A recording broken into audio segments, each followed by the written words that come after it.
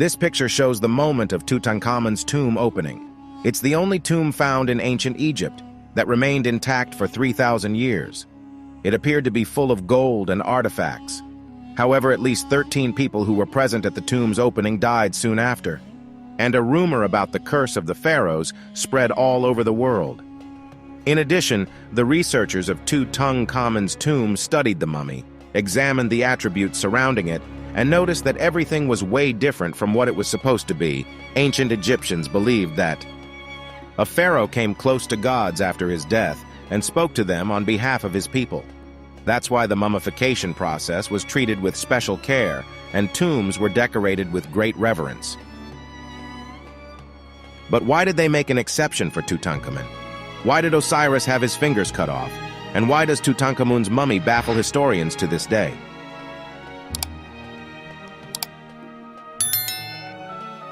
Why does the tomb itself confuse the researchers? Archaeologist Howard Carter and his companion Lord George Carnarvon were astonished when they entered the tomb of the glorified king in 1922. Instead of a pompous and spacious hole, they found themselves in a small, cramped room that looked like a warehouse. The location of the tomb also raised questions, as Tutankhamun was buried far from his royal ancestors. According to ancient Egyptians, this prevented the pharaoh from being reunited with his family to rule in the spiritual world. Let's say the ancestors' tombs just ran out of space, but why wasn't there even a coffin for the pharaoh? All the indications are that Tutankhamun got second-hand attributes. He lay within a nest of 3 golden coffins, which fitted one inside another. They all look like the god of the dead Osiris lying on his back and holding the crook and flail in his crossed arms. But the middle coffin had a slightly different style. Its face didn't look like the faces on the other 2 coffins, nor did it look like the face on Tutankhamun's death mask. Egyptologists assumed that among the 3 coffins, this middle coffin, along with some of Tutankhamun's other grave goods, was initially made for the mysterious Nefer-Neferuaten. It turned out that this woman was an enigmatic ruler, whose name is recorded in inscriptions on the walls.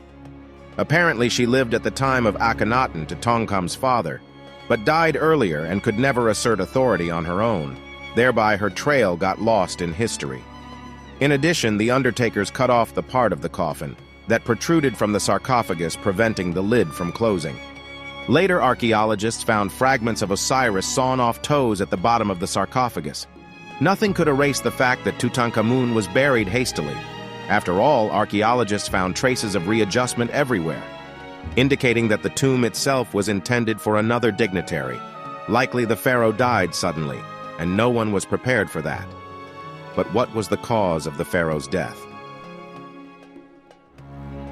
There are so many of them that it's hard to settle on one. Tutankhamun was a child of 2 siblings. As a result, he inherited genetic defects and congenital clubfoot. He was limping all his life and moved with a walking cane. 350 gold-plated, finely painted walking canes were found in his tomb. He had a weakened immune system and brittle bones. Signs of malaria were found in his mummy.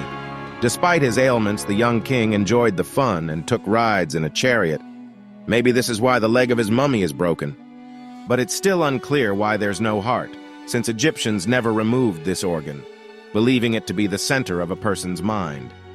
King Tut's mummy is generally of low quality because it has a huge incision that no mummy has, stretching from the hip to the belly button.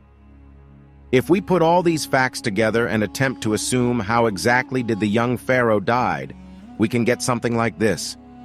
The crippled boy pharaoh with a terribly weak immune system took a chariot ride and fell off, but the chariot didn't continue moving straight. Instead, it turned around and went right across the king's chest. As a result, not only his bones were broken, but his heart was squashed as well.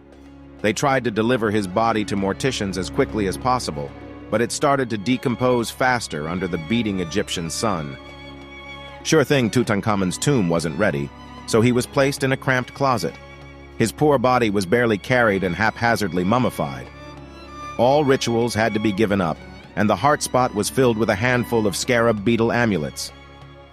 3,000 years later, archaeologists found him, and as a cherry on top, dislodged a skull fragment when removing the poor mummy out of the coffin. But the list of weird accidents doesn't end even there. On top of everything, Tutankhamun's mummy was on fire. Egyptologist Chris Nanten and a team of forensic scientists performed a virtual autopsy on the young pharaoh in the Channel 4 television documentary, Tutankhamun: The Mystery of the Burnt Mummy. Further examination of the mummy's flesh fragments showed that it was set on fire or burnt, but it's unlikely anyone burned the king's body on purpose. Firstly, ancient Egyptians wouldn't presume to abuse the body of someone who even after death holds their destiny in their hands. And secondly, the mummy was burnt while still sealed inside his coffin. It's pretty hard to deny the existence of a curse under these circumstances, isn't it? But it turns out there was a lot of oil and resin on Tutankhamun's body. So much so that during the tomb's opening, the mummy had to be literally scraped off the coffin's walls. In the documentary Fire, investigators demonstrated how a chemical reaction of the embalming oils used on Tutankhamun's mummy led to his spontaneous combustion. Such negligence during the embalming process is a rare exception. But what could the investigators who opened the coffin have died of? After a series of unexplained deaths of scientists and archaeologists and members of their families, many adherents of the idea of the curse of the pharaohs appeared in the world. Archaeologist Arthur Mace, radiologist Sir Archibald Douglas Reed, and Carnarvon's brother Audrey Herbert died within a couple of years after the tomb's opening. They were followed by a member of the Egyptian royal family Prince Ali Camel family, who was shot dead by his wife.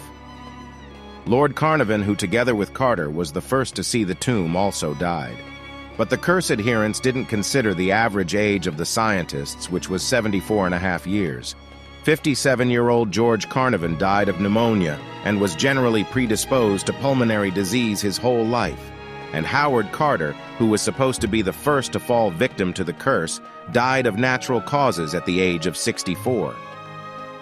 16 years after the tomb's opening, finally Egyptologists point out that there was no such concept as a curse in Egyptian religious practice.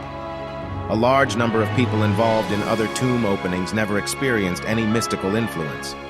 However, whatever version you support, you're right. It seems that in Tutankhamun's story, there was room for both curse and accident, apart from the fact that scientists are still unable to unveil the mystery of his death. Newly available data is even more confusing that makes Tutankhamun almost funny. He had more adventures than Mr. Bean, but there's still no comedy movie featuring him as the main character. Maybe that's because of the lack of an appropriate name. What do you think a comedy about Tutankhamun could be called? If you liked this video, then like it. Subscribe to this channel and do tell us in the comments section that would you like to see such videos. Till then, keep watching.